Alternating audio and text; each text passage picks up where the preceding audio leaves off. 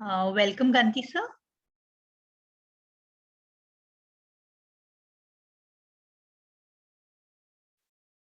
Am I audible to everyone? Ishan, we are audible.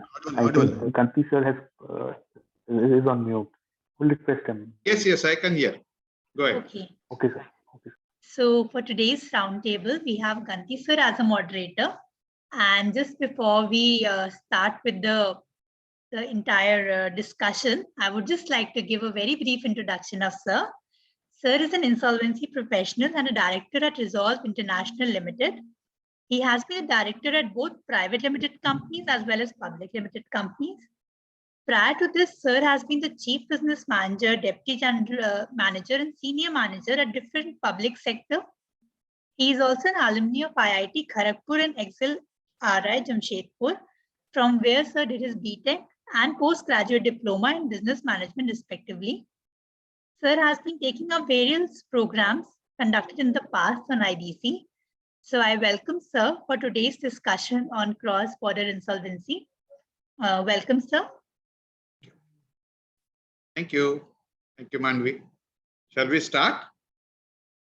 Yes, you want us to wait for a couple of minutes? We have 26 as of now.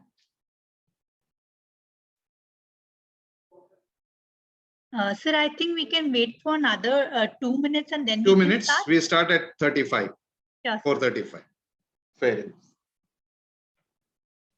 There will be a very brief recapitulation of the discussion paper so that we know what are the approaches that we have to follow while discussion. Then I will be requesting Advocate and IP Mr. Rocky Ravinder Gupta to deliver a brief presentation on what is cross-border insolvency, what is this animal all about. Reason being that it's a new subject for all of us. It's for the nation as a whole, yes, and also almost all IPs. We barely know what it is all about. So let's try to see, before we get into the depth of the discussion, what the subject is about.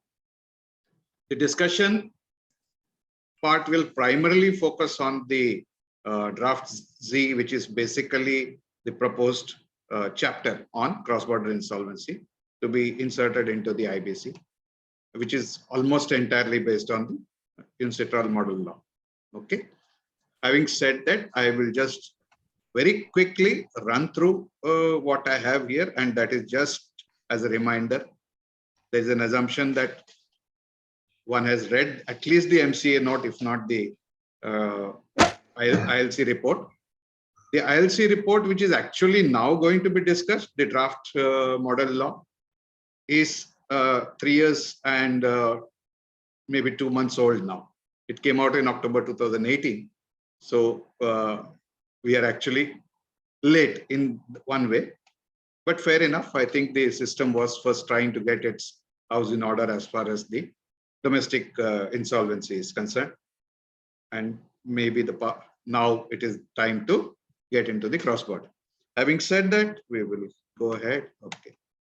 Okay, what is cross-border insolvency? Very simple definition has been given, a description that, it denotes circumstances in which an insolvent debtor, that means what we call CD, has assets and or creditors, which means either of them or both in more than one country.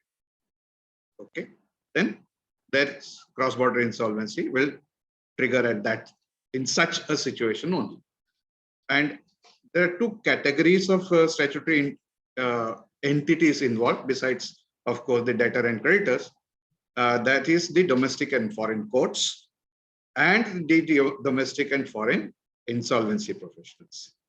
I think our interest would be on this part of, both the court part of it and the IP part of it. The procedure on which the UNCITRAL law is based, and which is also being adopted for to be incorporated into the IBC, it is based on certain principles. One of them, first one is, of course, access. Access in the sense that the law should allow foreign insolvency officials and foreign creditors direct access to our courts, which means our domestic courts, once the country adopts the law. And it also confers the ability to participate in and commence domestic insolvency proceedings against a debtor. That means a foreign creditor or a foreign official, as per their law, will be enabled to initiate a insolvency proceeding against a CD in this country. It talks of recognition and relief. Recognition means a foreign proceeding is to be recognized and relief to be provided by the domestic court. The word court is because that is what UNCITRAL uses it, but it includes tribunals. So in our case, it will be the tribunals. Now, if the domestic courts determine that the debtor has its center of main interest. Now, in cross-border, this is a term that will keep coming up again and again, COMI. Okay, so what is COMI? Center of main interest. In a foreign country, which means the primary business is located in a foreign country, they will consider insolvency proceedings in such foreign country to be the main proceeding. Okay, that means that there can be proceedings in other countries, including in India, but the COMI will be where the foreign main proceeding will be. If that is not so, the COMI is not there, then it will be considered as a non-main proceeding. Non-main is not really English, but I think just the easiest way to understand what it is. Now, if a proceeding in a foreign country is recognized as a main proceeding under this proposed law, then the relief is automatic. That once recognition is there, relief comes automatically. However, for a non-main proceeding, the relief will be at the discretion of the courts. The model law also provides for cooperation. It is direct cooperation between all the statutory entities. That means domestic court, foreign IP, domestic court, foreign court, domestic IP, and foreign IP and domestic IP. That means all types of multiple way of cooperation is to be provided in the law itself. The basic law will provide the substance of it. The procedural details will be fleshed out by way of rules and regulations.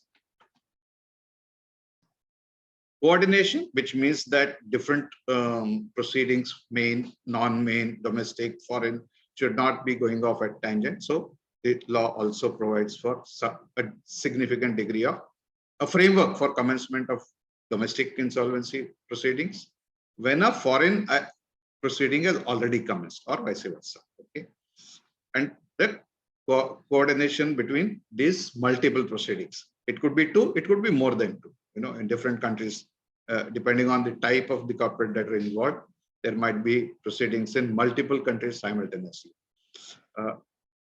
There is one exception, like Brahmastra provided to the government of each country.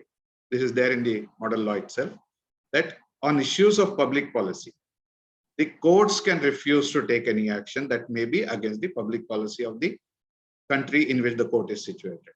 And in this sections within the law, as it has been drafted, there is a significant role for the central government as a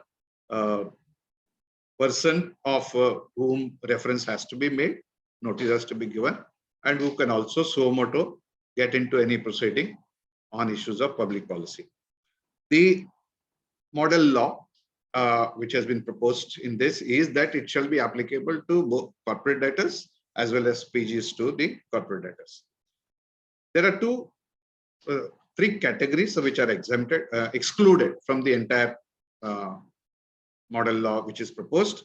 PPIRP will not be covered under this cross-border because it's a special, very, very domestic related package, so to say, relief package. So any PPIRP proceeding will not be subject to any cross-border issues. Financial services, the way IBC itself excluded them, except by way of a very special process, and any other category of debtors which the central government may by notification prescribe.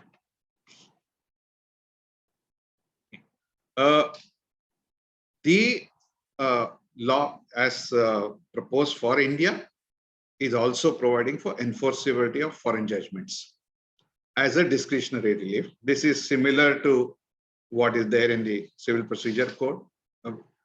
And the note which MCA has given, they have actually referred to the UK case of Rubin, where it was not done because of hyper technicality. And taking a cue from that, the Indian proposal is to provide for enforceability on a discretionary basis. Okay. So that is as far as the basic principles which we are going to discuss are concerned. Okay. Now, Mr. Ravinder Gupta is there. Ravinder ji, yeah, welcome. And Mr. Ravinder Gupta is an advocate. He is also sort of a practitioner as far as the cross-border insolvency is concerned. Some of you at least might have even listened to him yesterday. I think he conducted a special session on the same. So we have requested him, because there are so few people who really know what cross-border is, that to enlighten us initially, he will take about 15-20 minutes to cover the basics of what is cross-border insolvency. Ravinder ji, over to you. Can I share my screen? Yes, I think you should be able to. Just check.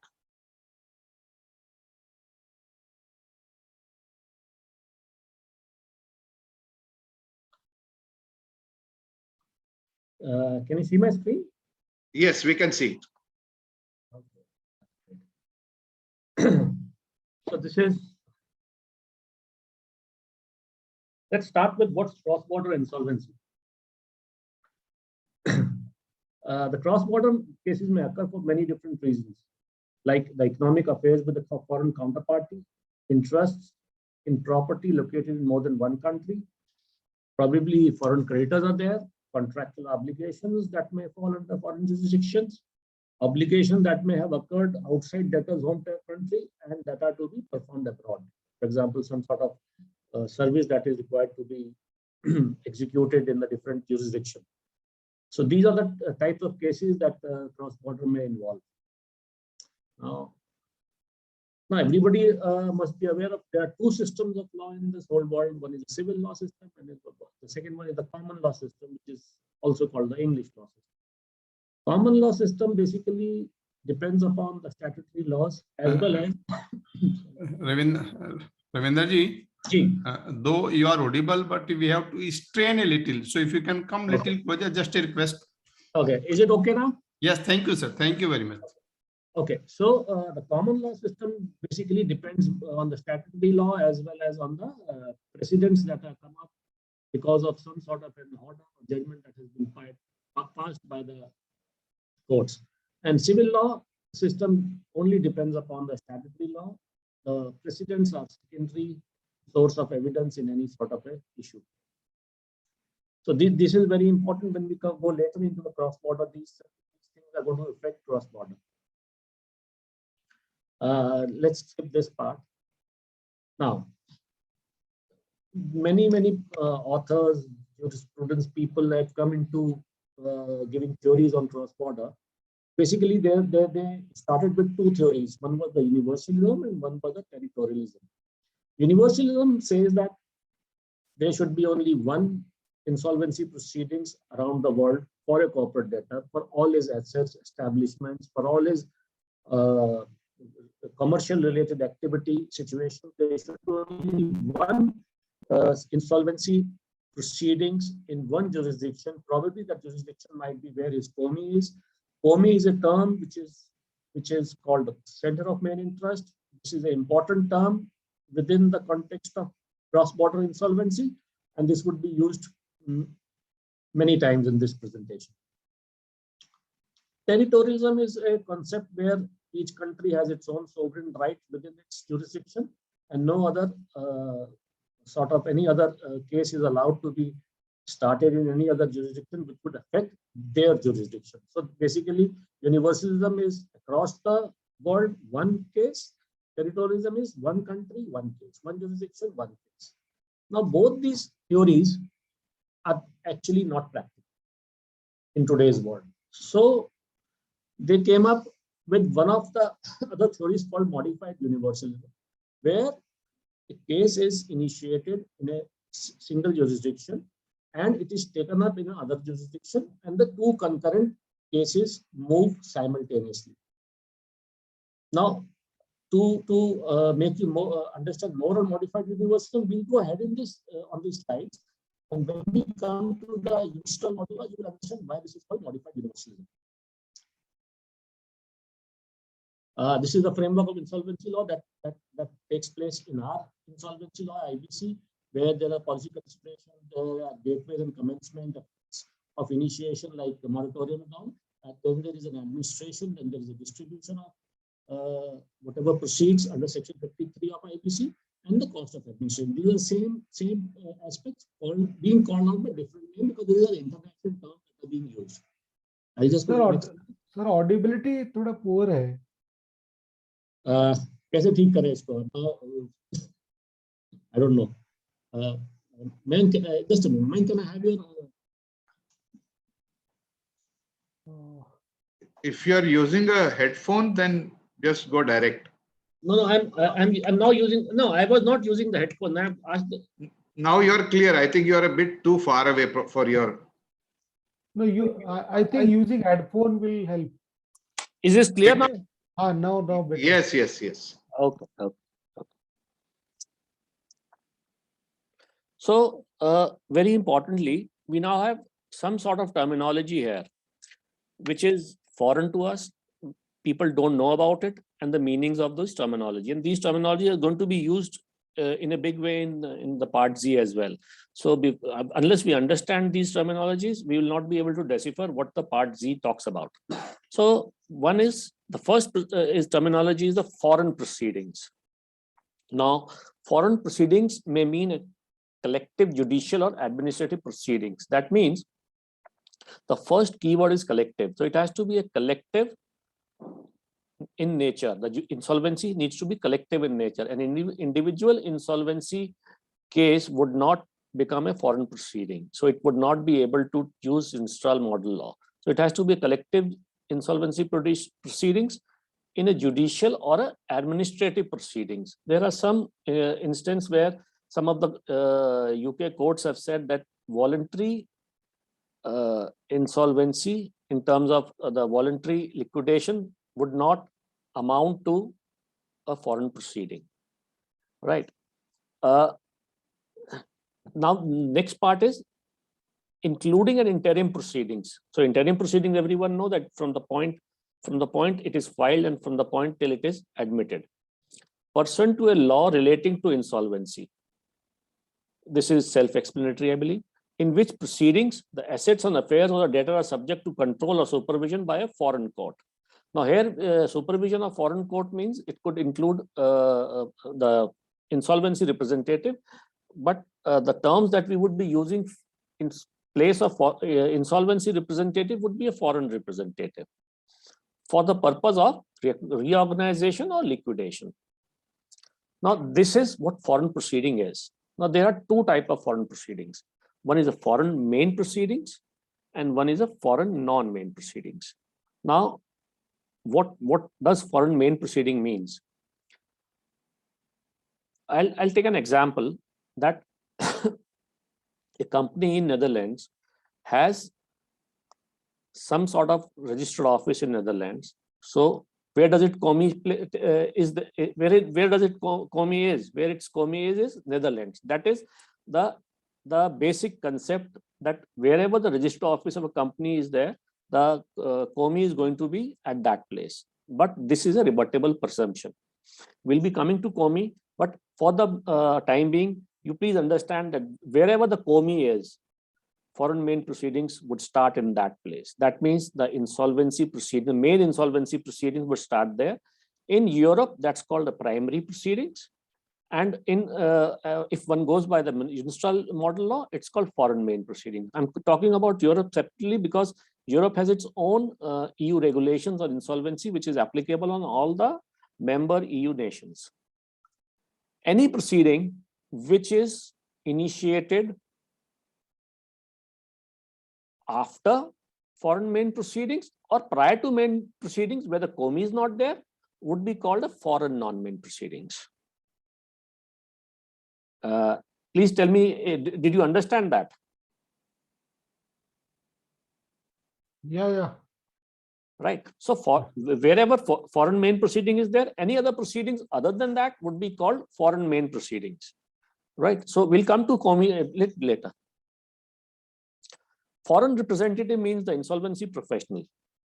Foreign court means the judicial or other competent authority to control or supervise the foreign proceedings. And establishment. Now, this is a very important word in cross-border insolvency. There might be a COMI and there might be an establishment. COMI takes place where the foreign main proceedings are, and wherever there is an establishment, there the foreign non-main proceedings will start. In the EU, it's called the secondary proceedings. Now, establishment has been defined as any place of operation where the debtor carries out a non-transitory economic activity. Non-transitory means for a short period of time or a longer period of time, and an economic activity with human means, goods or services. Now, I would like to ask you one thing. If a company has assets in Brazil, for example, would that amount to establishment? No. Yes. So having an asset in some country or the other would not amount to establishment because it's not a non-transitory economic activity. It's simply an asset which is there in a certain jurisdiction, which doesn't amount to establishment. And under the universal model law, if the asset is in some country without an establishment, no foreign non-main proceedings cannot be recognized there. And how do we take over the assets in the case of CRP proceedings? Sir, right now we are not in.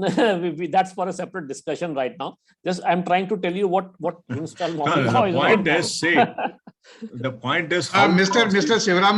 Sivaraman, we will come to the Q&A part later on. Let the presentation be quickly over. Okay. And in fact, we have added it only so that because it's a new subject and people should at least get familiar. I just want. We will come to that. We have enough time to ask all that. Just make a note of your questions. We will come to that. Fine, sir. Thank you. Rocky ji, go ahead. Thank you, Mr. Rocky. Right. So there were several regional cross-border initiative, European Union regulation, LAODA, Montevideo Convention, Nordic Bankruptcy Convention, and there was multi-party or inter-party jurisdictional proceeding and treaties and interstate agreement, which people used to have or within this world for cross-border insolvency, but they were never effective. So there were some international initiatives taken by International Bar Association, Insol International, and many other different agencies.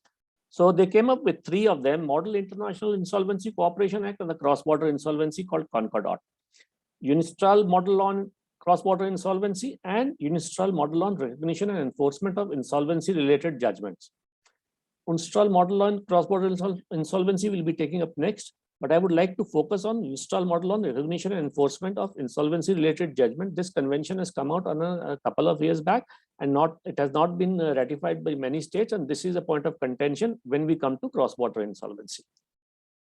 Because if an order is passed by a court in India, for example, and a court in South Africa, sorry, not South Africa, but say Australia, doesn't recognize and enforce that insolvency related judgment, then there is no use of a cross-border order given by the Indian court. Right. COMI, very, very debated subjects all around the world. Main presumption as to location of COMI is the registrar office, but this is a rebuttable presumption. You can rebut it by different facts. Other factors relevant to determination of COMI is where the central administration or data takes place. That is a nerve center of the whosoever is governing the company.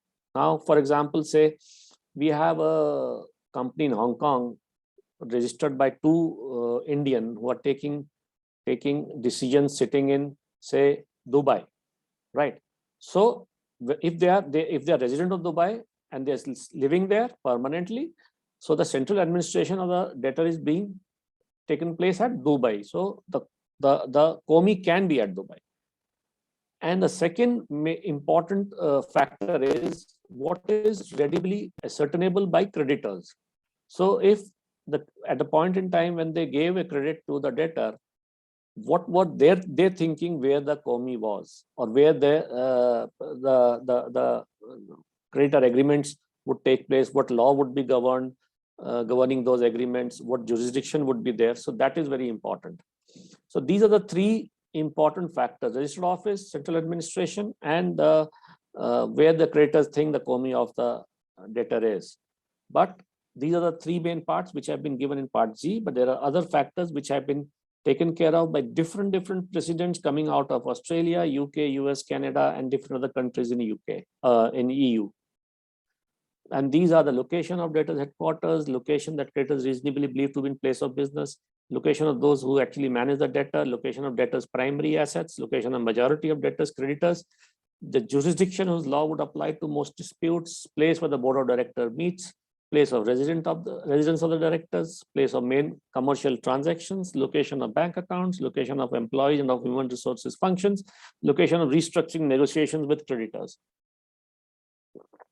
So these are some of the factors which need to be taken into account before determining COMI. I'll just dwell very shortly on this. This is a very long topic on COMI. Timing of COMI is very important because it is actually an issue where when the COMI should be determined, and courts have the flexibility in application of these factors. Importantly, subsidiaries COMI is not presumed to be the same as their parent company. And this is a long discussion, so we'll just skip this as of now.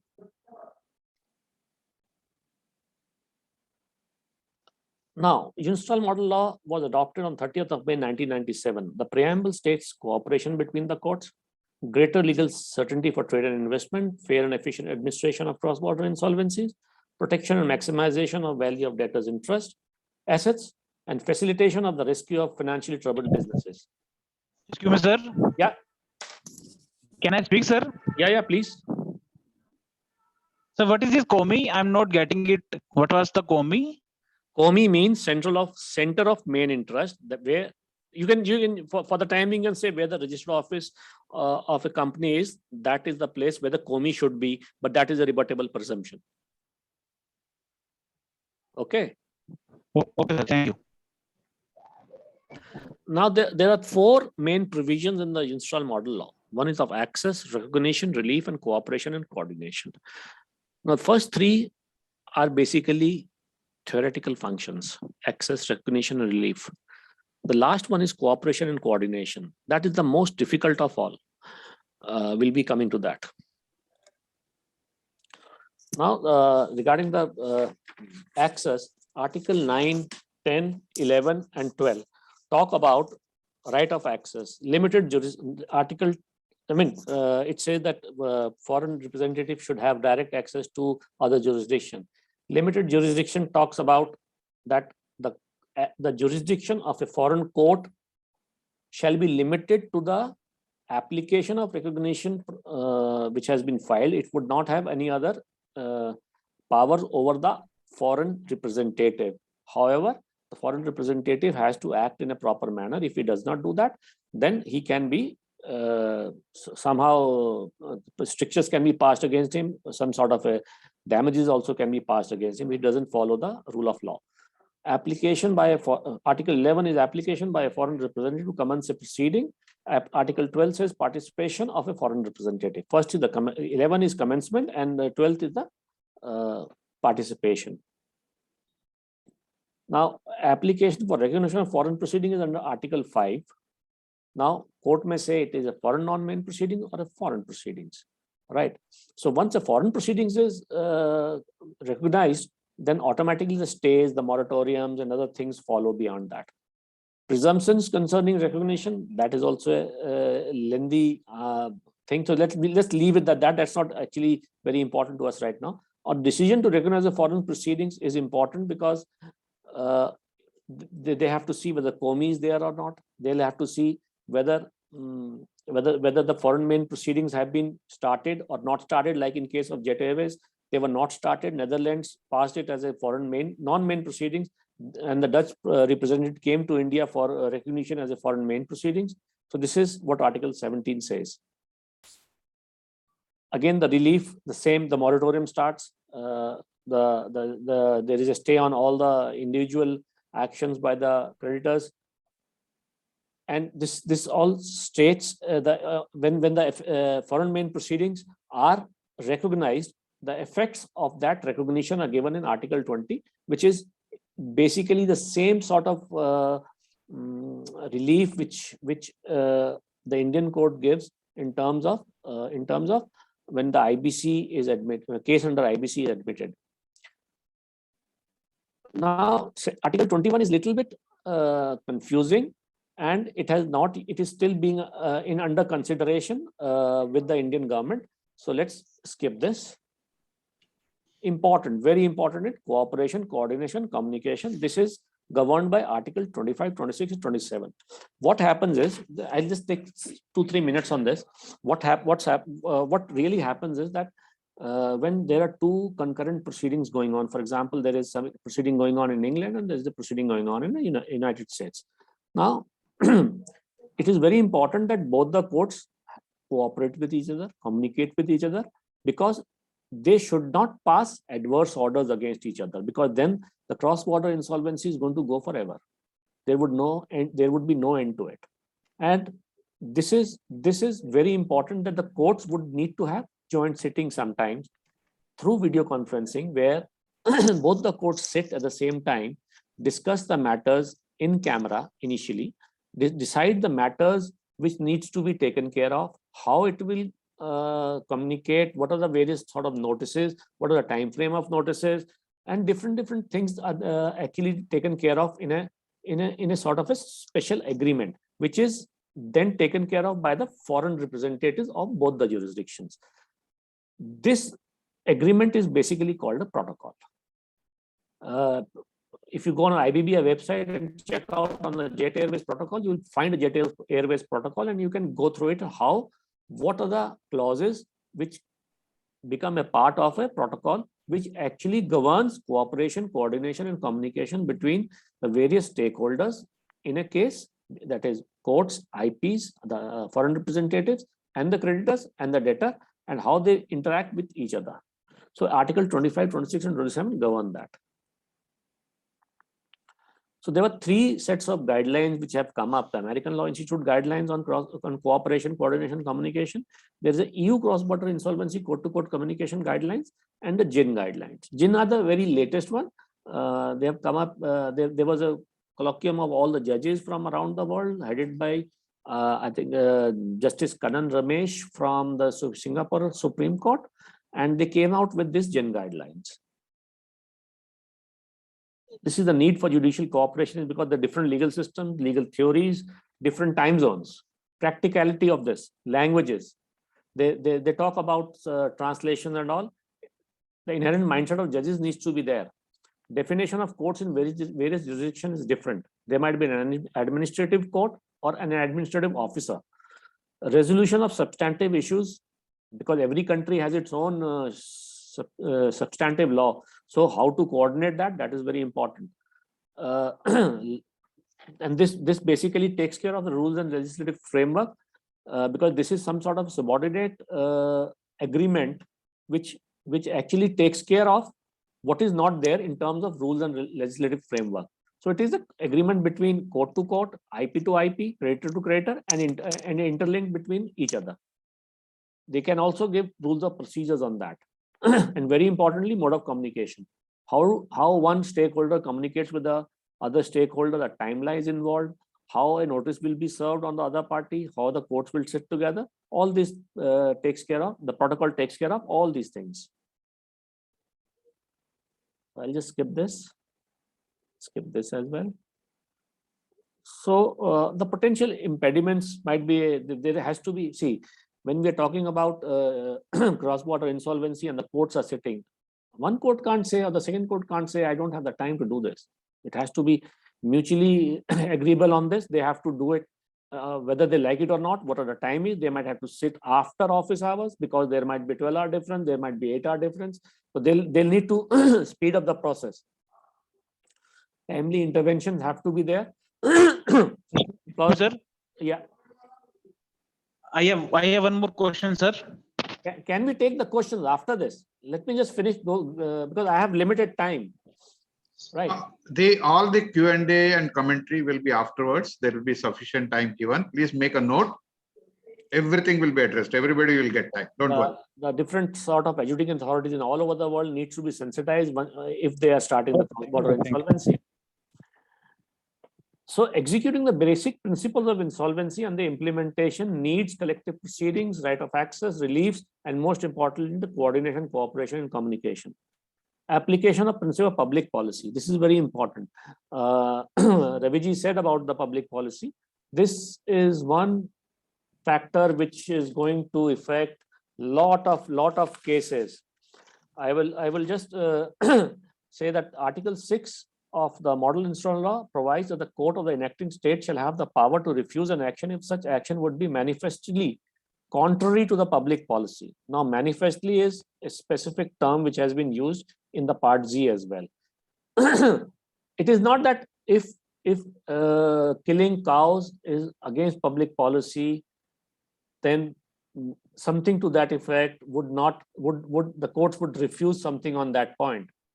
It means that the most of the people should not be affected by whatever judgment is going to be passed by the court. And this is, I am saying, because the US and UK, who have jurisprudence for last 100 years on cross-border insolvency, have been using the public policy for in a very, very narrow way. It is not a broad concept. They use it in a very narrow sense, unless it is affecting the national security or some sort of a financial constraint is being affected. They would not use this set of public policy to deny any sort of a recognition. One thing that I have seen is that most of the courts all along the world do not depend upon the government on public policy. They take a decision themselves. So this is one area which we need to take care of. Last thing, very importantly for the IPs, I think I've kept this slide and I'm happy that I kept this slide. We get right to access foreign courts. We can intervene in foreign insolvency process. IPs may be appointed as attorney or authority for foreign representatives in India. I mean, I'm talking the inbound, coming from outside into India. Can be appointed foreign representatives of Indian insolvency representatives in Indian CRP to pursue debtor asset in the other jurisdiction. That is outbound. We need to act judiciously. Any misconduct or maleficence may have consequences. Duty to be bound by the principles enshrined in the upcoming legislation in India. Best part, in case of cross-border, may result in a better monetary benefits for all of us, right? So that's the end of my presentation, Raviji. Thank you very much. Thank you very much. Thanks a lot. It helped to get, as to what we are talking about, since the subject is new for all of us. Yeah, if you can stop your screen share. Yeah, I'll do that. Okay, now what we will be doing is we will be going into the direct model law, which has been proposed, which is exactly what we are supposed to be commenting about. It is well understood that we do not have any experience to really speak too much about it. One should also take into account the factor that the UNCITRAL law has been deliberated by the topmost lawyers of the world. A lot of thought and effort has been put into it, and the proposed model law, the proposed chapter in the IBC is largely based on that with very minor modifications. So unless there is a very glaring mismatch between any two provisions which we can talk of today, we may not be in a position really to offer too much suggestions as such. Let us see when it actually gets implemented. There might be very, what you call India-specific problems might come up, which at that time may be addressed either through the law itself or through procedural devices like the rules and regulations. So having said that, I will share on the screen the draft model law, and I'll be running through that. So at any point of time, now this is an open house. From now on, any point of time, anybody can raise your hand or say that you want to talk about it. we would expect that it will be mostly comments, questions, because not many of us really know the answers to, except Rocky ji. He will try to answer some questions when they come up as regard that, and maybe a couple of more I see who have some experience. And but whatever people talk in this will be captured to the extent that it is relevant and forwarded. Okay. Mr. Pratik Kathuria, पहले हम जाएंगे, वहां जाके फिर सवाल पूछिएगा. Okay. Yeah, I will start sharing the actual model, the proposed law. Okay. That is.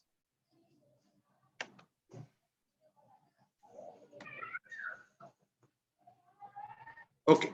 I presume you are able to see it. And I'm also making a presumption, rebuttable, but that at least some people have read it, if not all. Okay. Okay, we will skip most of those which are standard and procedural in nature. Some of these have been covered by Rocky ji.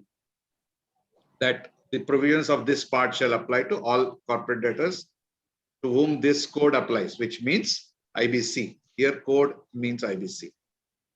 And where assistance is sought in India, etc. Okay. Both ways, inbound, outbound, both are covered.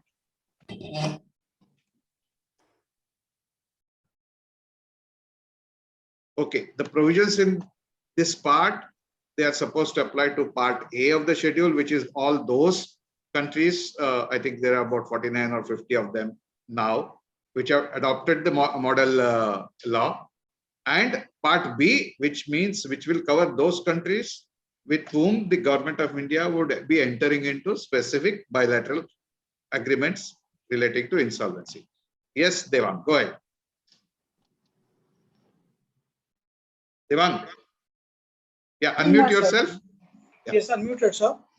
So, in case of application, in India, corporate debtor is only a company which is registered or a partnership which is registered. But if we take international concept, maybe the trust and individuals also need to be covered, at least for outbound ones.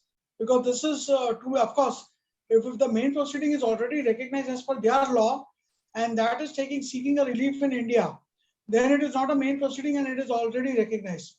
But if you are talking of global concept, even the trust have to be covered and even individuals have to be covered. Maybe, sir, I have a lot, maybe by virtue of my profession, I've dealt with it in a bit more way. So if others are comfortable, I'll give suggestions at every point, or else towards the end, I'll give 2, 3, 4 suggestions, whatever I have, because everyone has to be on the same page. So that I give it to you, sir. Yeah, Devang, maybe not only in verbally here, but it will be very useful if you can also follow it up in writing to ICSI so that it gets. Surely, that is the best thing, sir. I'll put it to ICSI. Yeah, that will be useful because we will have a proper record of that. Yes, what you have said about entities which are not specifically recognized as corporate debtors in India, but could be recognized in the foreign jurisdiction as the law being applicable. I think the way the model law works is that wherever the main proceeding is, wherever it is, in that jurisdiction, it should be eligible. And once it is there, whether it will get recognized in India will be a matter of fact, probably more than a matter of law. Like COMI, for example, I think somebody was asking, how do you determine COMI? COMI is, there are indicators that the rebuttable presumption, rebuttable in the sense that, okay, there are many companies globally which are registered in tax havens. Okay, this could be Isle of Man or Virgin Islands or any such, or even Delaware in the US, where they do nothing else except a post box. That is the registered office. Would that be the COMI? Definitely not, because facts say that their business may be in an entirely different country. So COMI is a determination on the basis of fact and not any binding, definition under law. Okay. So having said. And one small point I have to add on this particular thing, sir. Yeah. Here, the recognition of proceeding is subject to adjudicating authority, and we will come to that. Given us, surely. Yeah, we are coming to that because they are going through the entire law that covers all those. Yes. Yeah. So this, what you are seeing on the screen now is the actual proposed law. Okay. So any issue with anything, obviously you can talk of. And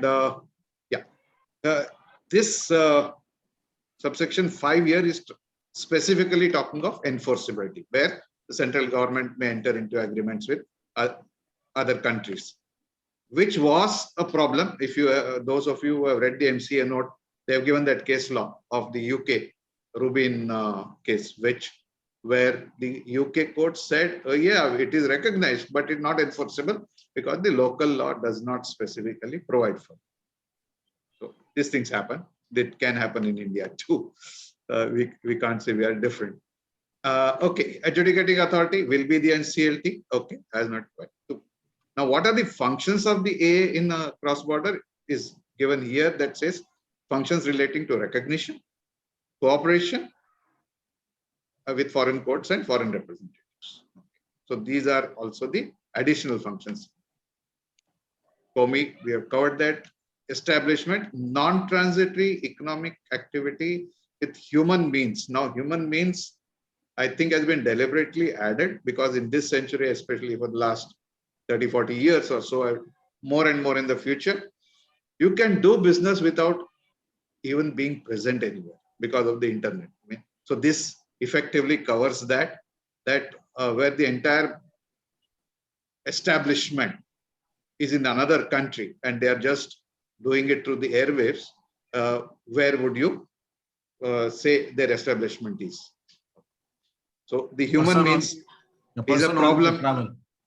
A person always on the travel. A person always on the travel. Yes, your mobile can be your business tomorrow. So where are you really located, and where can a proceeding be done against you? You can say that I'm traveling from everywhere to everywhere. Maybe home is in country X, but you travel through 20 other countries. Where shall a proceeding be instituted? So that's why it's always considered as a matter of fact. It is for the courts which will determine where the common is. Foreign main proceeding, non-main proceeding has already been covered. We will not spend time there.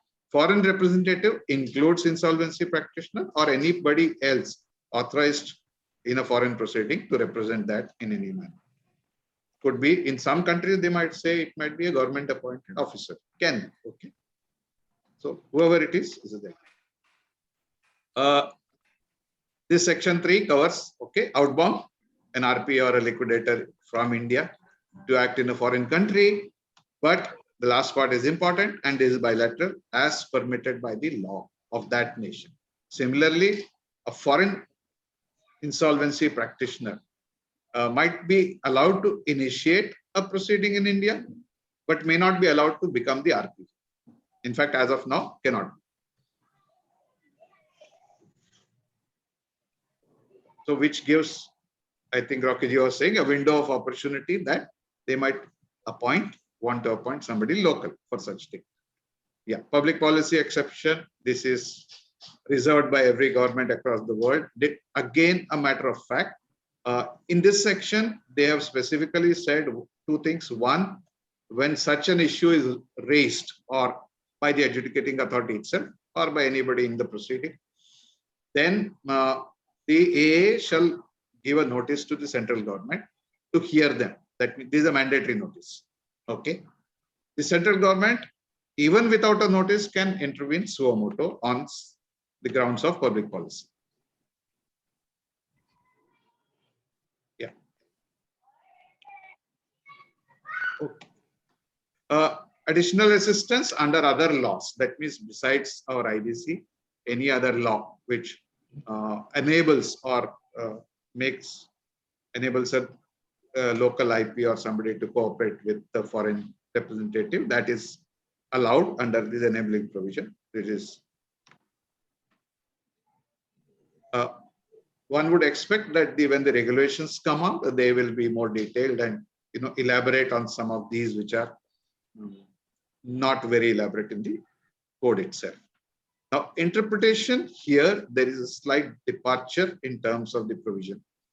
It says that not the domestic law, but the foreign usage of terms of international origin shall have in general primacy, you know. So the word reorganization will be used, and they have defined it elsewhere to say that as far as cross-border is concerned, reorganization and resolution are interchangeable words.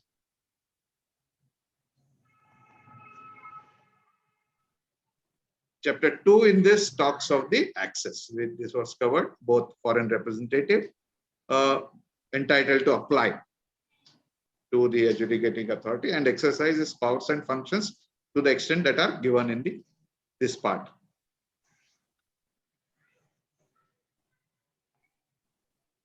Now, limited jurisdiction, they have tried to define this to saying just because there is an application made by a foreign representative does not mean that everything that is related in the foreign proceeding comes under the jurisdiction of the Indian court. It does not. It will limit itself to the purpose of that application.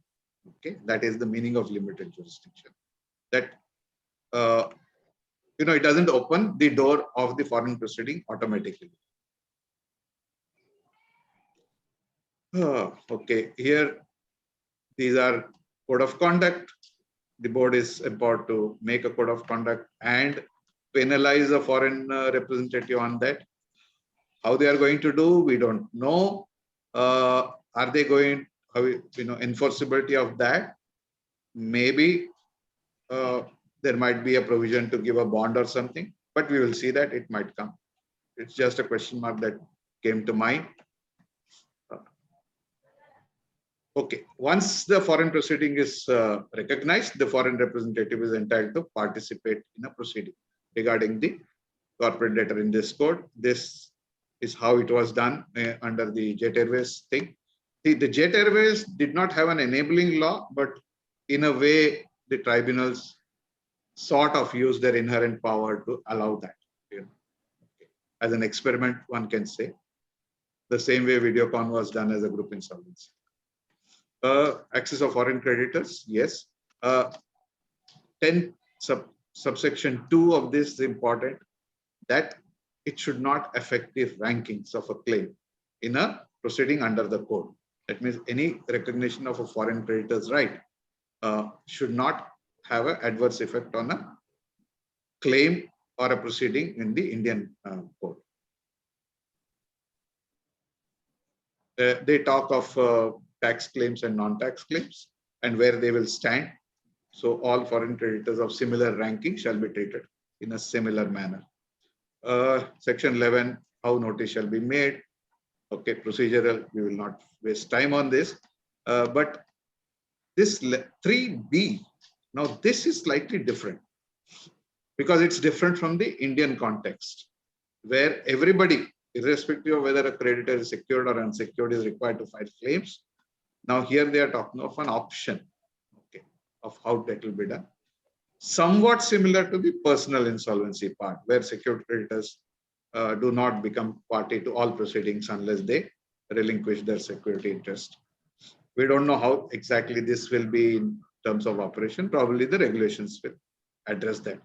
Okay, anybody can make any question or comment at any stage, huh? Please. Just say you want to say something and I will stop. Yes, Mr. Katuria, boliye. Sir, I have one question. Haan ji. Hello. Am I Boliye, audible, sir? Yes, absolutely. Go ahead. Suppose when our client is having any subsidiary company in, out of India, so can we, how can we, is it allowed, IP is allowed to, suppose in general law, IP is allowed to take the charge of the registered office or charge of the suspended board. Is there any such kind of provision like that if the suspended board are having subsidiaries outside India? Can we, IP is allowed by the IBBI or triple IPI, ICI or any honorable NCLT authority to go out of India to investigate the subsidiary or take the charge of that? Are you asking as of today or after this law comes into force? I'm just quoting just example because I am also. नहीं वो तो ठीक है, आपने सवाल पूछा है So do you want to know about the situation as of today or after this entire cross-border law is enforced? Both as of today and what is As of today, the answer is no to it. There is what is the nothing. next? 5 साल से law तो वही है. Change तो नहीं हुआ. So that's for a different, if you want to know basics of IBC, you'll have to go back elsewhere. But in terms of going forward, does this provide, does this UNCITRAL law provide specifically that if there is a domestic insolvency going on, and that particular CD has a subsidiary in a foreign country, does this cross-border chapter or part provide for direct takeover of such thing? The answer is no. Because specifically group insolvency is not being addressed. So when the cross-border insolvency as proposed today is only for assets which are directly in the name of the particular entity, not through layered subsidiaries. Subsidiary under law, unless otherwise allowed or specified, is a separate legal entity. So yeah, recognition of a foreign proceeding and relief. Now this is where the fun, so to say, starts. This is the inbounds, where a foreign representative might file for a recognition of such a proceeding. Obviously, they have to prove that the same debtor against whom the original proceedings were filed has assets and businesses in India too. Okay. Some people have raised their hand. Let me just check who.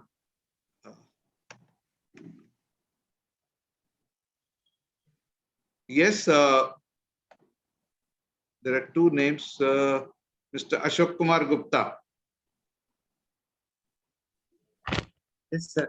I have one thing in mind, that the determination of the COMI should be designated through some designated NCLT bench only. No, I think I have explained that COMI is a rebuttable presumption, right? That's why. One NCLT bench which have all kind of infrastructure as well as. Oh, you are talking that the determination of COMI should be to a specific designated bench only, like an expert bench. ये बोल रहे हैं आप? Yes. Okay, that means that like will be effective. Otherwise, somewhat similar to a AAR. Okay, an authority on advance ruling. कि पहले COMI determine करो, फिर then whether it is worth going into the rest of the proceeding or not. Is that what you are trying to say? So this is very important as per my concern. Yeah, but that is what you are trying to say, right? Centralized determination of COMI, not to be left to the individual interpretations of different benches. यही बोल रहे हैं क्या? Yes. Okay, ठीक है. So we'll make a note of that. Excuse me, sir. Yes. कौन बोल रहे हैं? Pratik Kathuria. One last question, sir. हाँ बोलिए. Sir, what are the suppose in the present law or the upcoming law, how the IPs, if they want to move abroad, can they the IBBI or ICI Institute or Triple IPI or प्रतीक जी पहले तो हमको खत्म करने दीजिए. आप and result पहले मांगेंगे तो नहीं मिलेगा. ओके, वैसे आपको बाहर देश के बाहर जाना है तो टिकट खरीदना पड़ता है. Okay, let me complete what it is. Please don't jump with your questions. Okay, जो अभी हुआ है वहां तक पूछिएगा. If it is anything till now which we have covered, if you have a question, ask them. Okay, we are coming to recognition. My question is. Your question is premature. Hold on to that. We will come to that at the end. Okay. If you do not get an answer by that time, then we will come. Now, okay, sir. Okay. Very specifically, you're saying you want to go abroad for something, whatever. That doesn't depend on IBBI. Even now, it depends on the law of that.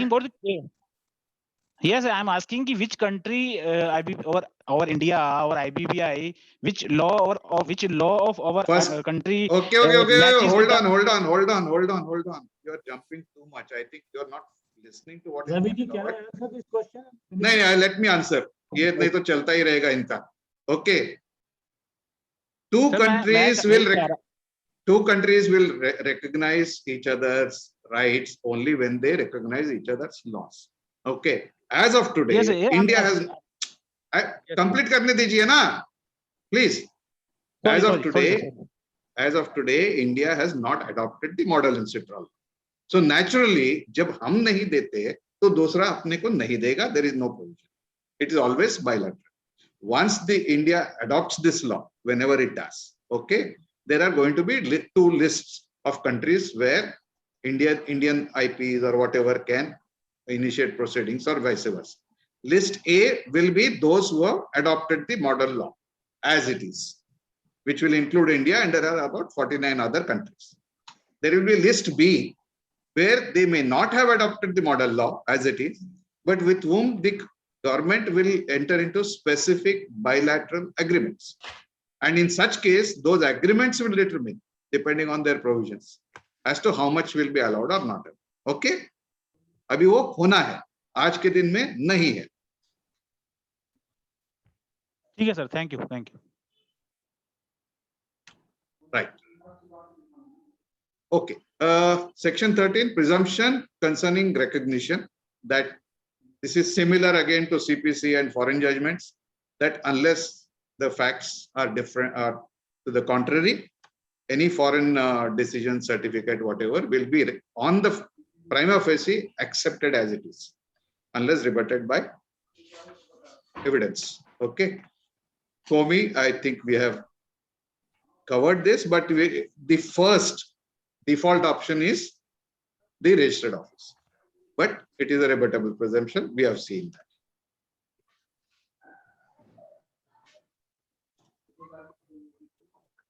Okay, it does cover that any movement of the registered office 3 months prior to the commencement of any insolvency proceeding will not be taken into account. So you can, where it was last 3 months earlier, initiate a proceeding. Okay, different country, right? It is not different state within the same country.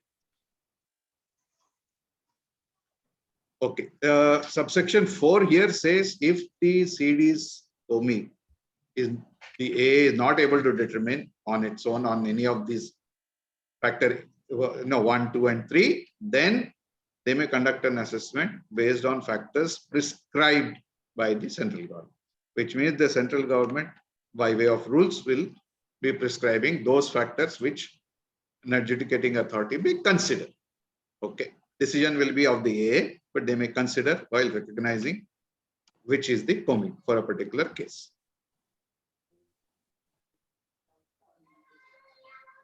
Okay, recognition, nothing much here.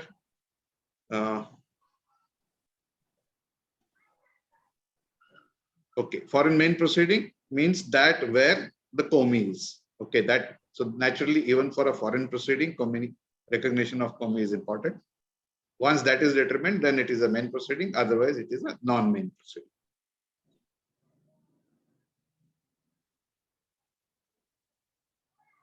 Okay, what are the effects of recognition? This has been covered by Dr. G, but this is what is coming in the law.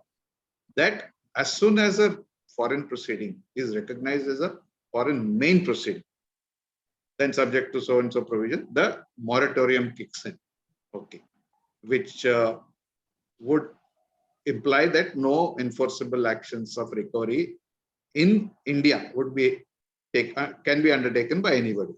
Okay, because there is a insolvency proceeding going on elsewhere, to which assets here will also be part of. Okay, it's largely like section 14. I have not been able to find any significant difference, but there might be. The model law as proposed here does allow that in case of there is any conflict between the two in certain situations, section 14 will prevail over this, what do you call that, a moratorium. Okay. Now, here the subsection 3 is saying that it does not affect the right to commence individual actions or proceedings to the extent necessary to preserve a claim. Okay. Now, these actions are not recovery actions, but those actions which are required to adjudicate the amount, for example, or the liability itself, which is, suppose it is in dispute. Now, such actions, they say, can continue, because if that is the claim itself or the amount is not determinable, then how can they file in the proceeding? That is allowed to continue. Now, in our IBC, this sort of clause is not there. It's probably a gap, because all proceedings are stopped. Then those which require the determination of the claim itself, if they are stopped, then where is it going to be determined? That question mark is there. Many of us would have faced a problem there.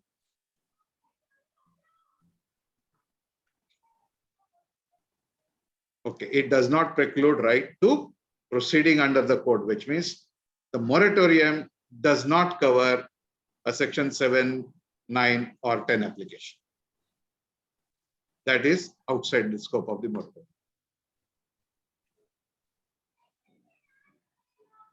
Uh, 18 talks of non-main proceedings, not very different. Again, similar moratorium, etc., etc.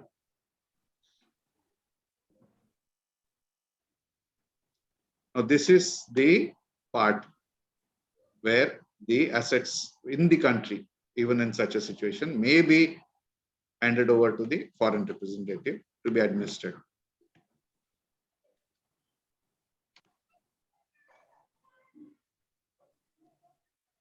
Subsection 2 talks of distribution part. The first one talked of taking control, with the proviso that whatever distribution is done, that the interest of creditors in India are adequately protected, which means that this distribution is subject to approval of the AA,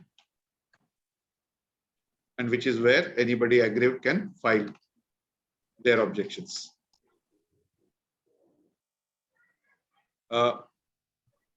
Clause 18, when the moratorium or whatever is there, then the AA can impose conditions to protect interest of Indian creditors.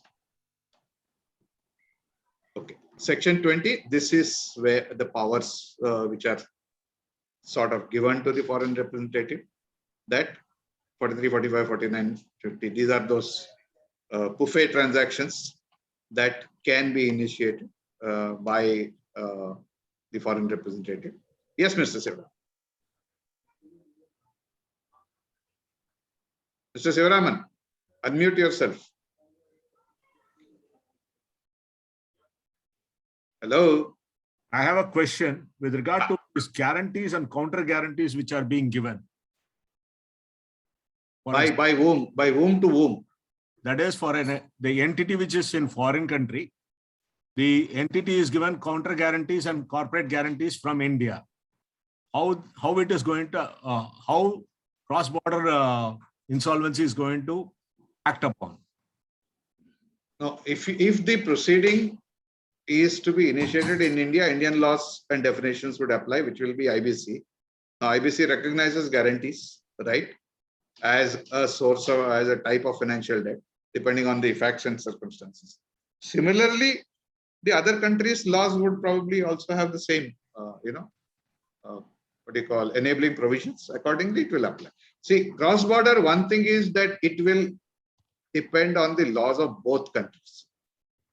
Okay. One law is not superseding all others. So in each case, it will be specific to that case, that what may be allowed in one matter may not be allowed in another. It can happen. See, because, for example, in the case of corporate guarantees and counter corporate guarantees, because of NCLAT judgment only, we are able to take cognizance of that, and we are now taking claims in the CRP proceedings. But the law, when you take it up in 5.8, whatever 5.8 H or I, it's not clear. That is where the problem arises, and that is why. See, what is not clear, what we think is not clear to us. That is what the courts are for. They already determined. So yeah, that is what I'm saying. That part is over, done with. Okay, it is, unless challenged or set aside by a higher court, that is the law as of today. So why we rake it up? We don't need to, right? So that is, in that context only, I asked you that question. Foreign country will be foreign law. Okay. And which country? who knows? We can't make a generalization. Every country will have its own law. They may be very similar, but there might be very specific differences. Like the case which is talked of in the UK case, Rubin or Revin. Now there, the UK court, which is so advanced otherwise, which is in a way the law which we have followed, the English law. Yeah. They have gone to the very hyper technicality of saying recognition, yes, our law allows. Enforcement, it does not specifically say it is enforceable. It is only covered under the general head of any other religion. And say general head cannot cover something so specific of a foreign judgment being enforced. Now that is the view taken by them. Now that is here in the Indian portion, they are saying that we are going to address that, and they have done it so explicitly that yes, foreign judgments can be enforced, but subject to the discretion of the court. Yes. The UK court said we don't have discretion, it is not covered. It can happen, no, these things. Two judges don't concur. We have, some of the most landmark judgments, which are 7-6, 7 one side and 6 another, and then they have stood the test of time. It's true. Just for the example, in the case of the ECB, the foreign bank provided the ECB to Indian company, and the security taken by the Indian company on behalf of the foreign company. So that bank, Indian bank, become the agent of the foreign bank, and he will enforce the things in India. So there again a marine law and application of the UCP 6000. They into the bank. Similar thing, the corporate. If the corporate guarantees are there, then counter guarantor who is providing the guarantee, he will take care. So that again need to be examined document, what kind of document, then everything is there. Yeah, it's case to case and law to law. That is exactly. No general answer can be provided. It will depend on the documentation and the law of that particular country, right? Some countries, if they say we don't recognize guarantees at all, there comes. So it depends. Okay. No general answer can be given on that. See, the insolvency commencement date here again, that reference to the law of that country shall be determined in accordance with the law of the country in which the proceeding is taking place. Okay. So different countries may have different laws. In some country, there might be the day you file, like we have the interim moratorium in case of personal insolvency. The date of filing, interim moratorium starts. Okay, that's a presumption. Whereas in the case of corporate insolvency, it is that the date on which the order is pronounced. So each country may have slightly different laws. So the thing about if domestic insolvency was difficult, cross-border is multiple times difficult because it is not just one law, it is 2 laws at least all the time. One, the Indian law and the particular foreign law.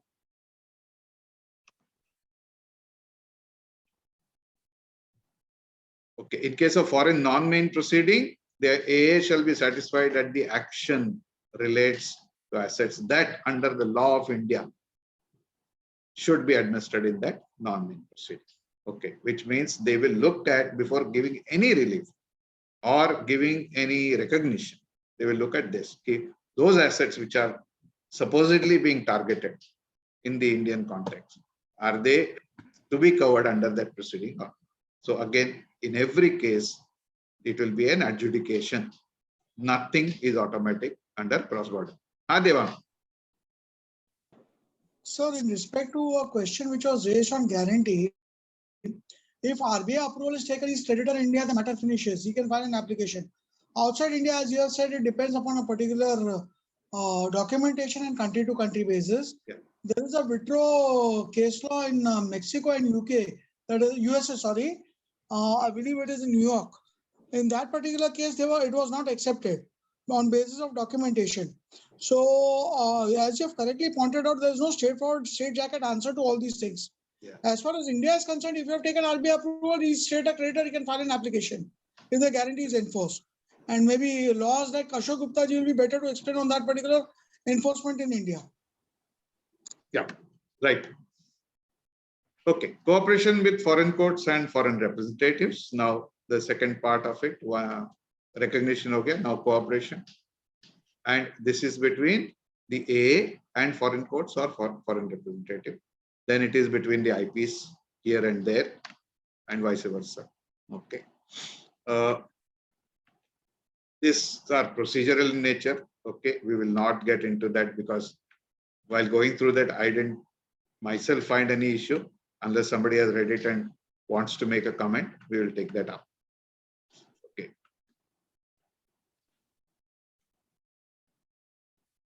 Okay, what are the forms of cooperation? Now, this is a matter of interest to us because there might be, possibilities of being engaged in this. Is the appointment of a person or body. Okay, this could be insolvency practitioners in India, depending on how IBBI comes up with the norms for that. In what way they will be communication with each other. Again, a means which is considered appropriate by the AA. Okay. Administration, supervision of the corporate debtors affairs in India. Now we are talking of in India because anything abroad will be subject to that country's court's jurisdiction.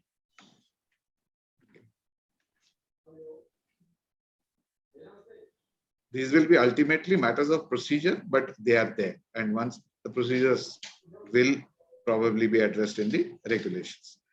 Now, we have talked of foreign proceeding, foreign main proceeding, but there can be concurrent proceeding. This means there is an insolvency going on abroad or in India.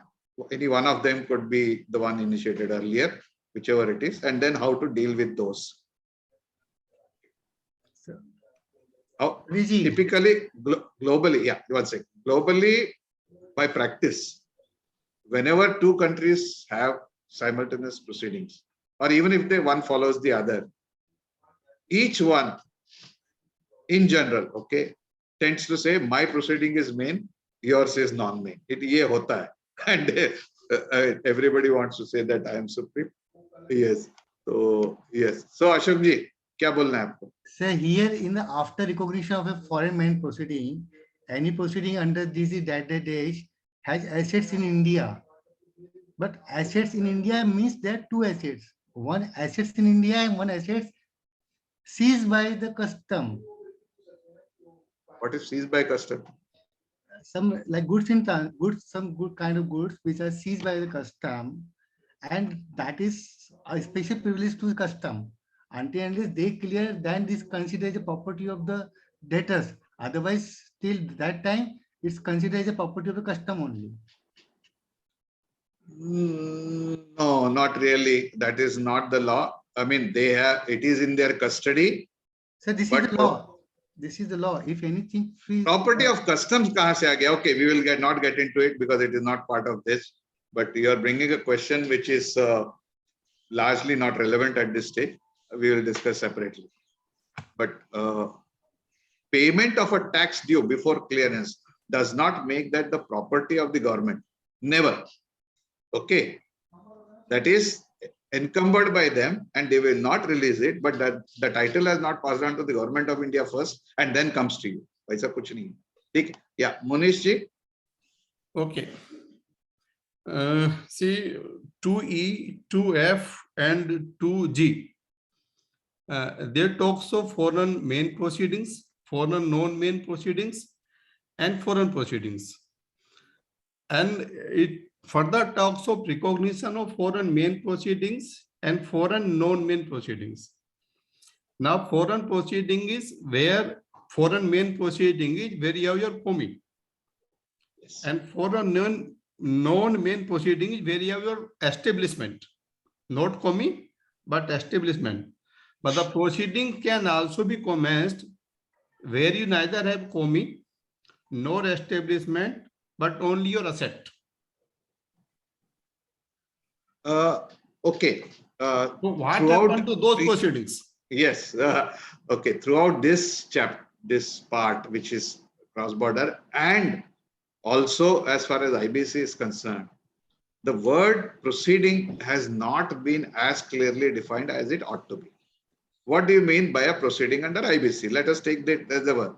Is it the day I file the application? Is it the day it is numbered? Is it the day it is listed? Is it the day on which order is passed? Or the hearing starts or the order is passed? When does it become a proceeding? In loose terminology, proceedings means the day you file. Okay, opposite party serve kar diya, aapka proceeding chalu hai. But is that what is meant? Not defined. Big question mark. So initiation has been defined, but proceeding, unfortunately, neither there nor here is defined. Now coming to your example where a corporate debtor has assets in a different country, but has no business whatsoever. Let us say they have bought, they have bought some villas. Let us say, example देंगे. Yes, तीन चार villa खरीद के रखे हैं. Okay. Like my villa in London. Yes, like your villa in London elsewhere. Okay. Now, can you start a proceeding there in the sense of an insolvency commencement proceeding? Yes. Probably not. But Yes. can you take charge of those assets by leave of the court in that? If you have an asset, in a country, most countries allow you to start a insolvency proceedings, including India. India. No. If the asset is there and no business, and the business is elsewhere, then where should the proceeding start? It should start elsewhere first. But Right? it's not, say, I'm not concerned of a business being elsewhere. If I have an asset in India, a security created over the assets in India, I will start proceedings in India. I don't know. It is not. Can I request Rokiji to come in, please? In some countries, it is allowed, like US does allow. What we are talking here is about getting into a country and taking charge of assets. Rokiji, please, थोड़ा नजदीक आइए या headphone use कीजिए, please, sir. Headphone, please. Headphone there. Thank you.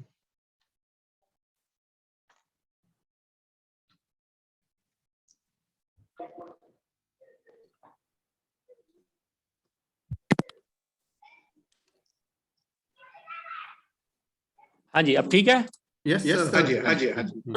Mostly, when we were talking about the theories on cross-border insolvency, I had spoken about the universalism and the territorialism.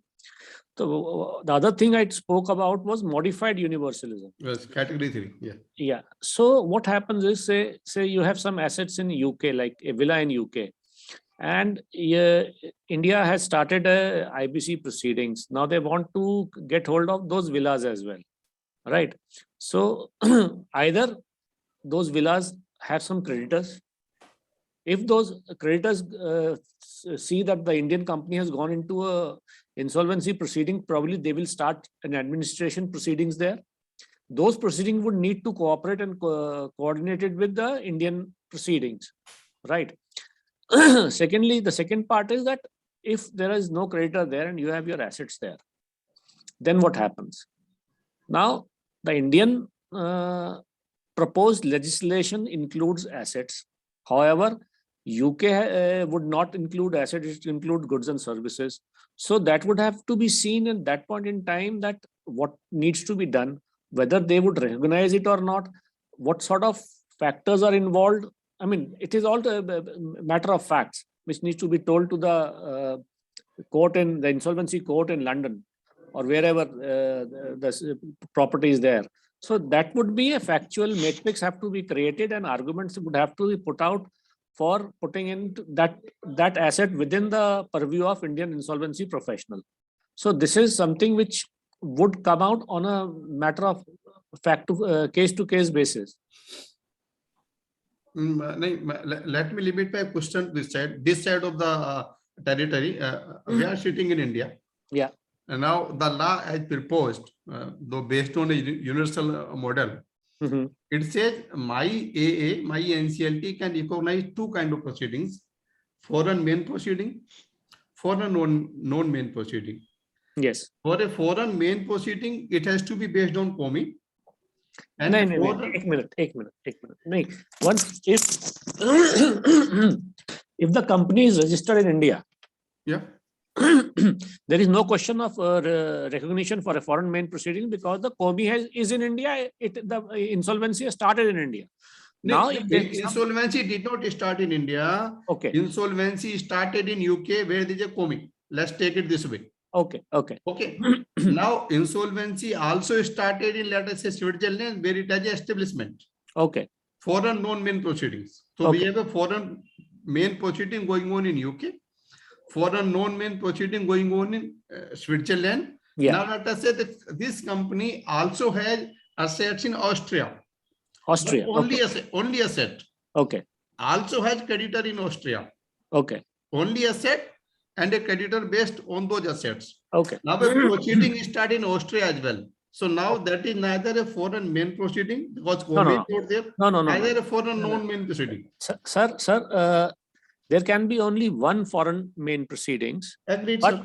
but there can be multiple foreign non-main proceedings. But there has to be establishment.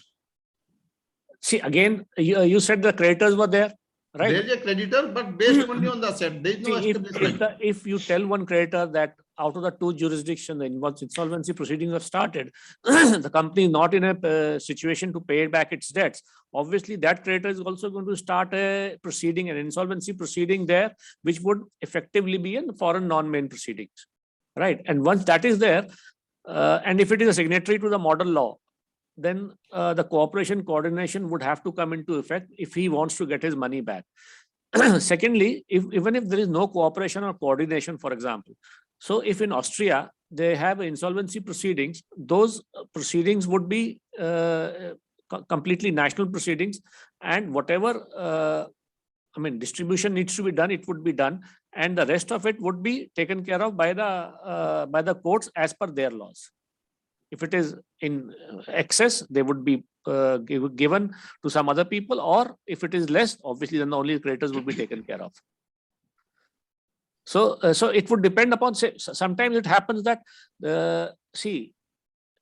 cross-border insolvency is there is no statute, there is no law, there is no rules, there is no regulations. Everything is in cloud. Everything is about comity and reciprocity, right? So, and it is very expensive. Cross-border insolvency's cost is very high, sometimes going up to $1 billion plus. So sometimes a strategy is made that, see, asset in a certain country is not that significant enough. So why do we want to start something there which is not insignificant? So that is all about strategy, how to go about it. There is nothing clear-cut in this. There always have to be a strategy made by a company who is starting the proceedings or who is advising the main body of creditors. Okay. Thank you, Rakiji. Okay, we will go to concurrent proceeding. Maybe some answers will come once we go down the line.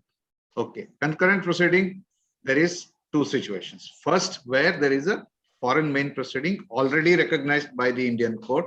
Then, when can the proceedings in India be commenced? Because they can be. That only if the CD has assets in India.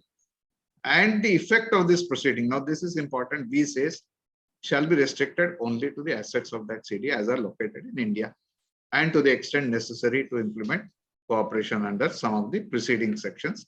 So it's a limited type of proceeding that will happen where an FMP is in place, has been recognized.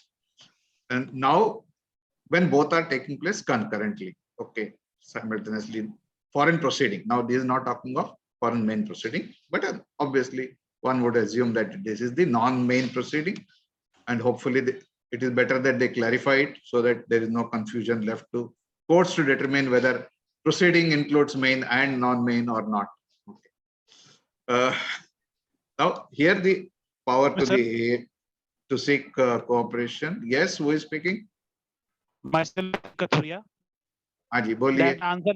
That answer is over. My question now relate to the subject. Suppose sir, in order to suppose there is one foreign transaction of the suspended board, like conversion of loan into equity, like that, and if the IRP as a responsible person deemed RP have some doubt over that transaction, so in order to trail how to check the authenticity of the transaction in detail or in trail of that transaction, we are as an IP the foreign jurisdiction authorities or like that to check those check these kind of transactions? If you want, let us say where the RP has reason to believe that there are significant assets outside the country, directly owned, not subsidiary, subsidiary is not covered under IBC, and needs to engage somebody or himself go or mix of both in such a foreign jurisdiction. Now, there is no law which bars it, but your COC has to allow it and fund it. So it is all matter of commercial wisdom. Okay. वैसे कोई bar नहीं है. If a corporate debtor A in India has significant assets elsewhere for any reason in its own name, not in the name of a subsidiary, okay, in its own name, then yes, those are covered under the custody rule. Now, whether you can go there or not is nothing to do with IBBI. It has to do with your COC. No, I don't want to. Please, sir, I don't want to go there. I'm asking why COC permission is required. पैसे कौन देगा जी आपके? Ticket कौन खरीदेगा? Sir बाहर थोड़ी जाना है, यहाँ से मेल लिखनी है, उनके वहां के अथॉरिटी को होगा। अरे मेल लिखने में आपको कभी भी किसी ने रोका क्या आज तक? मुझे तो कोई मालूम नहीं। नहीं मेल लिखने का नहीं, अगर mail we are talking of an action which costs money, any action which does not cost money and is not illegal otherwise, who is preventing you from doing it? नहीं, you are absolutely correct. Question क्या है? Question क्या है? पैसा आप पहले अपना question मन में क्लैरिफाई करिए, फिर पूछिए. Okay, if you are talking of communication, if you are talking of writing to some party and asking for information, feel free. It's a free world, Baba. किसी ने रोका नहीं आपको. You can't write to the court of that country because that power you don't have. Yes. That is my question. Can we write to the court of that country? No, you don't have. Court में ऐसे ही चिट्ठी लिखने से कोई भी दुनिया में कोई ऐसा कोर्ट नहीं है जो किसी की चिट्ठी को रिकॉग्नाइज करे, accept in a very specific चिट्ठी. सर इसका आई वांट टू से प्लीज सर, अगर दुनिया में कोई कोर्ट नहीं है चिट्ठी को एक्सेप्ट करे, जो हमें एनसीएलटी से ऑर्डर मिलता है वो भी तो बाय मेल आता है, वो घर पे बाय रजिस्टर्ड पोस्ट क्यों नहीं आता? फिर हम सर जी कतुरिया जी, आपके जो डाउट्स आ रहे हैं ना, ये मुझे नहीं लगता इस ग्रुप में कोई आपका डाउट सॉल्व कर सकता है. अलग से बात करिए, बात नहीं करते हैं. No, you are basically asking irrelevant questions and taking too much time. अब बंद करिए. Okay. Anybody else has anything to say? Yeah. Okay. We are talking of coordination of a proceeding under this code and a foreign proceeding. Obviously, we assume that this is being talked. What is being talked here is a non-main proceeding. That when the proceeding under the code is taking place and the application for recognition of the foreign proceeding is filed, then they are saying any relief granted under clause 18, this is moratorium, will then be looked at again to see that it is consistent with the code. Okay, code means IBC, domestic proceedings. Now, A2, they are talking of if foreign proceeding is recognized as a foreign main proceeding, clause 17 shall not apply. Now, there is a question mark here that I am not able to understand. I think this is probably a drafting error because it is exactly opposite of what section 17 says.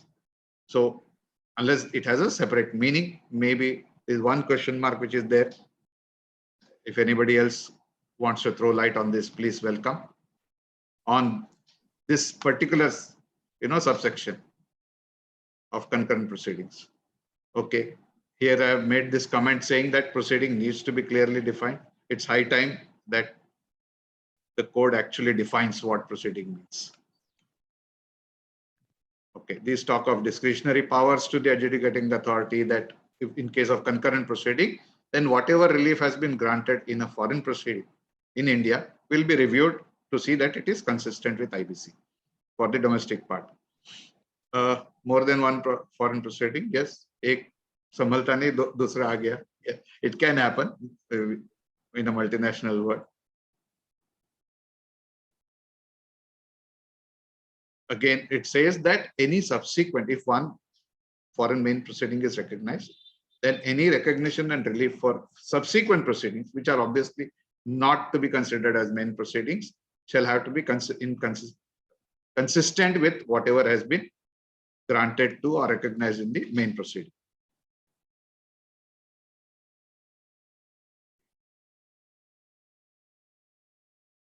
Presumption of insolvency. Now, this is Actually, it's a relatively easy thing because if there is an insolvency proceeding already initiated and going on in another country and has been recognized as a FMP in India, then any local, application, that itself is sufficient evidence that it is an insolvent company. Haji, Rocky ji. Tell me one thing, sir. If just a moment, I'll just Which section? I will scroll no back. section. One question, because nobody raised this question. The question is that if India adjudicating authority says this proceeding is a foreign main proceedings, and the British authorities say, British courts say that this is the foreign main proceedings in UK, then what happens? There are two main proceedings. Now, what happens? That is probably the most common thing that happens, that every jurisdiction says कि मैं बड़ा हूं. नहीं sir इसमें सिर्फ बहुत कम cases ऐसे होते हैं, but then doesn't matter, both the proceeding would keep on going as concurrent proceedings without being termed as a foreign main proceeding or a foreign non-main proceedings, and they can actually happen a coordination between them. Coordination is allowed even if it's a non-main proceeding. So each one says कि तू छोटा, लेकिन हम बातचीत करते रहेंगे. Basically, that's what they say. That we will defer as to who is bigger for a later date, but we will still work together. That can happen. Yeah. Cooperation and coordination is a matter of wisdom, not so much law. Yeah.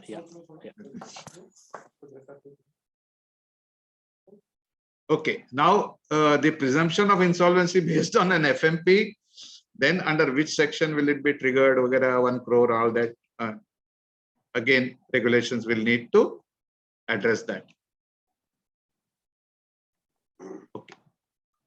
Now here the presumption, now this is important, inability to pay debt. That means the foreign main proceeding should have been triggered on this basis only and not on any other grounds, because insolvency can be triggered on grounds other than inability to pay debt. In India too, we have that. We have certain grounds under the Companies Act under which winding up can be done, whereas inability to pay debt is taken out of Companies Act now and comes under IBC. So similarly, there could be other reasons for triggering that, and then the one which gets covered here is only that which is based on inability to pay debt. Okay. Rule of payment,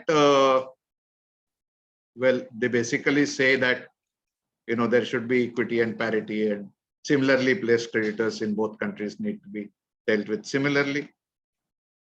Principles of natural justice, nothing very different here. Again, here, this is about secured creditors, and this is the second time it is coming here, which is not there in our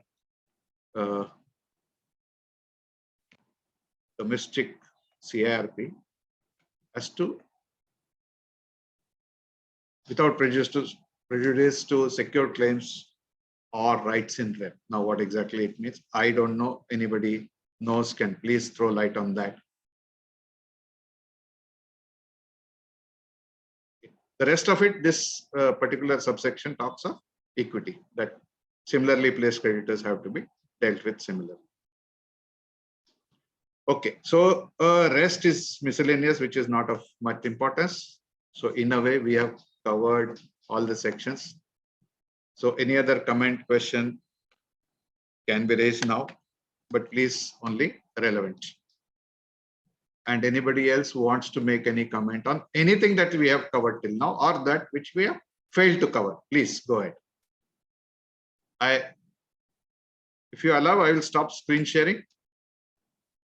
Is it okay?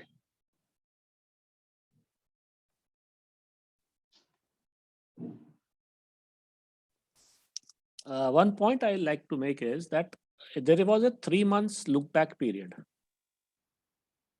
For the change of registered office. No, for the COMI. Right. No, it was related to registered office, where the registered office has changed. Just within 3 months from the date of initiation, then the prior address can be considered as COMI. No, Raviji, this actually in model install model law, it is relating to COMI.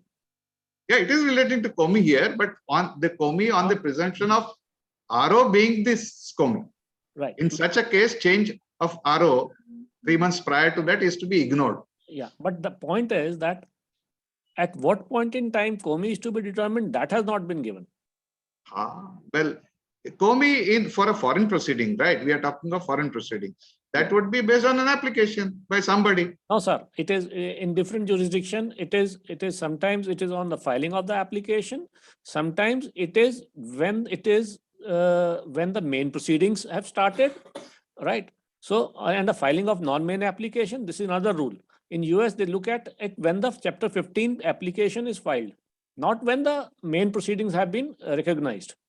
So there might be a change in between that time. There might be a year behind between the timing of filing the application under Chapter 15 in US. So this point has not been actually taken care of in the parts. No, I think because that is procedural, it is possible that the regulations will take that. Yeah, okay. Most likely it will be the regulations because it is highly procedural. So 99% it is the regulation. Mr. Amit Gupta, go ahead. Yeah, good evening. Sir, I have one very fundamental point to understand. Under which situations this model law, which is being discussed, is going to have its applicability? When we talk about the cross-border insolvency,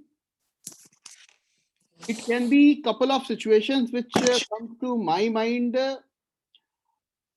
where the insolvency proceedings in more than one jurisdictions have been initiated. That is one situation.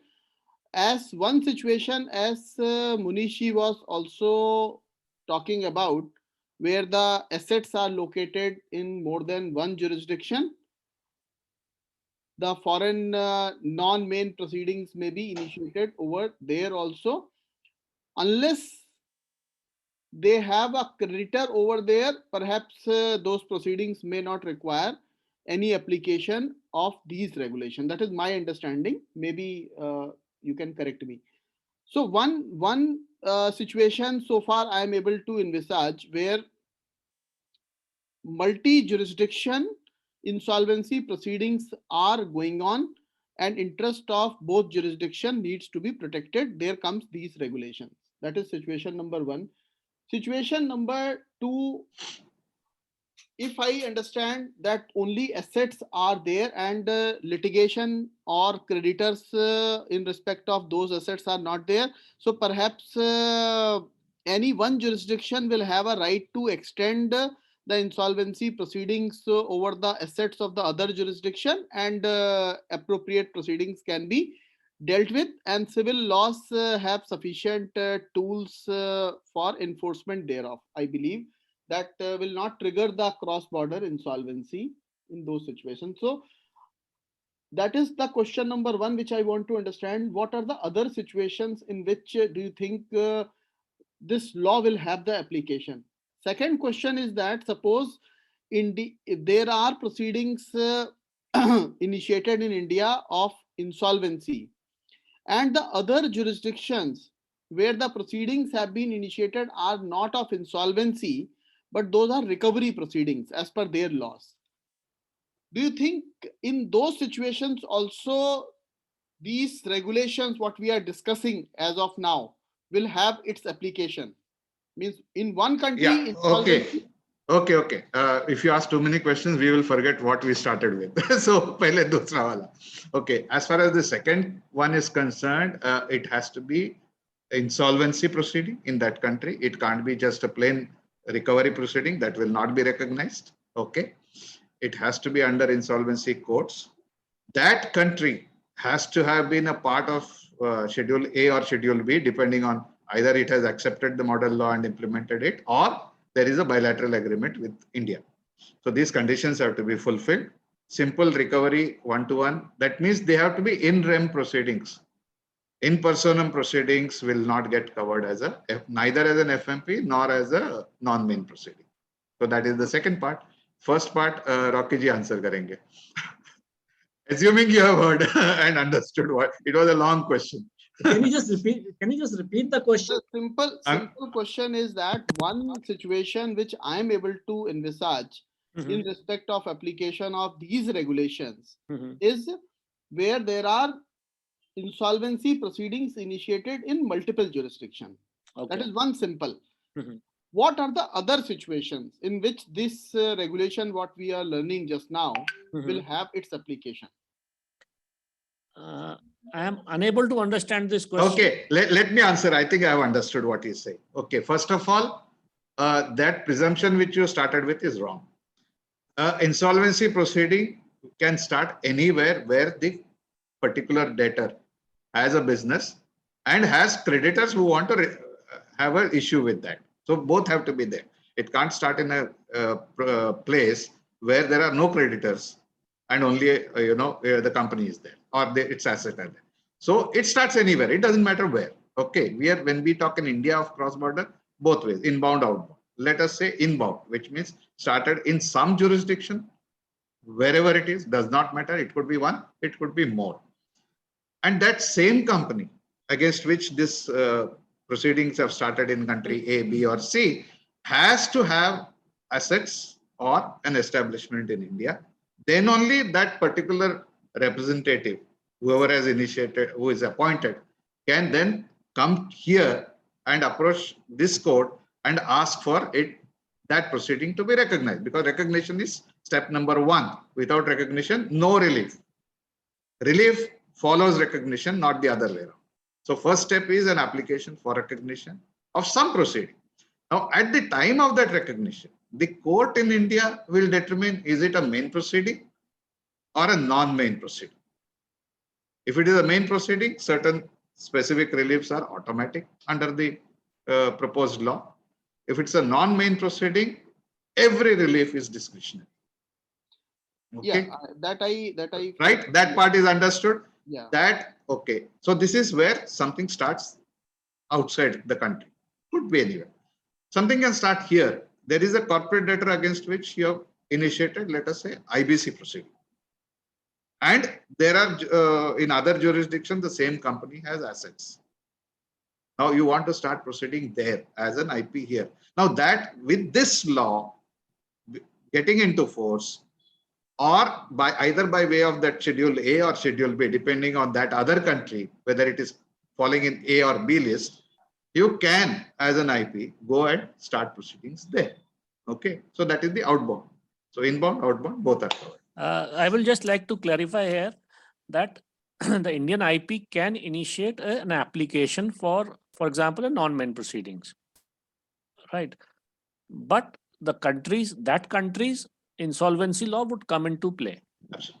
And they would appoint an administrator or a insolvency professional or whatever that country's law applies, and that you will have to coordinate with that particular individual for both concurrent insolvencies. In fact, the IP is only an applicant, if Yes. any. Yeah. Nothing more than that. And rest will be as per the law of that country. Devang, I think you had raised your hand some time back. Sir, I would like to make some specific comments. First of Bolly. all, maybe on the last question, although a lot has been discussed. See, basically, when this paper is being made, this paper is more enabling paper for proceedings which are out of India to help them in India rather than the other way out. So maybe our particular experiences, maybe we don't have a lot of experiences on hand, but they have to yet to be incorporated in the suggestions. Second thing is, main and non-main proceedings elsewhere also has to be included, because if we don't recognize a main and non-main proceedings, if maybe assets in India are more than liabilities, to which liabilities will these assets be applied? So for that particular aspect, this is very important. Another important aspect is, when we are talking of insolvency professional, that is my personal suggestion, maybe other insolvency professionals will be having different opinion. With whatever experiences I have, I personally feel whenever there's a foreign representative, he has to act through an IP in India. And whenever there is a outbound proceeding, that is Indian insolvency professional is acting in another country as a representative, he has to act through another IP out of India. It has to be reciprocal arrangement. neither should we allow directly a representative outside India to practice in India, nor we should directly practice outside. It should be kept maybe a fair field and reciprocal. I'm not going to the reasons right now, but they are for valid reasons. Maybe in a note or something I can add to them. Thank you very much. I think Devang, though it is not specifically mentioned here, it is left to the board basically to come up with those conditions.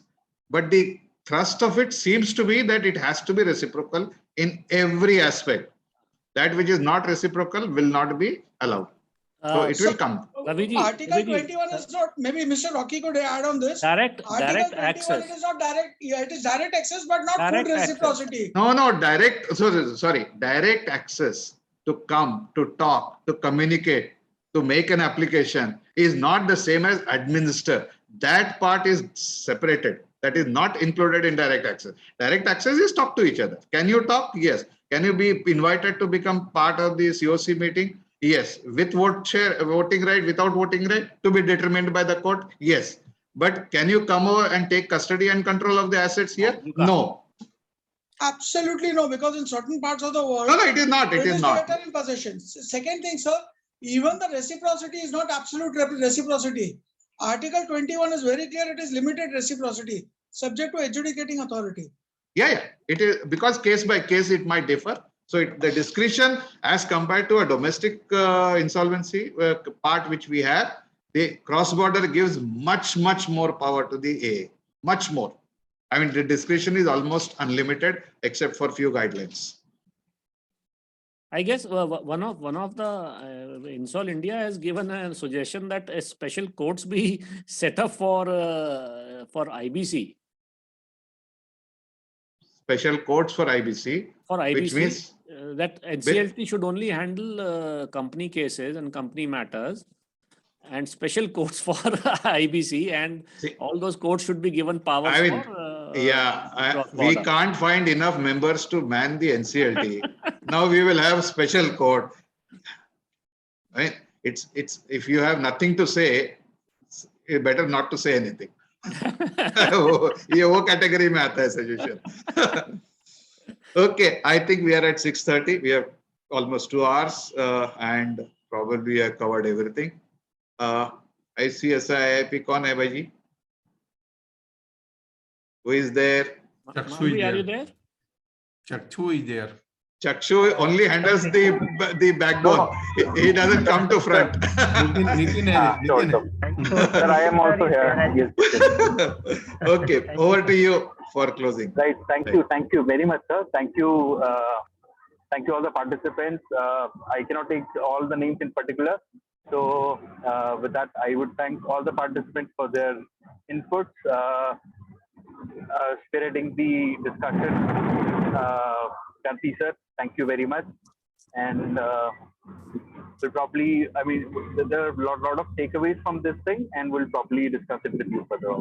Thank you. And one last request to all, if you think of anything specifically, in fact, whatever you think of, even if you have spoken today or not, please send your suggestion in writing by mail to the IPA, okay, so that they can collect and take that. Thank you all. Thank you everyone. Bye.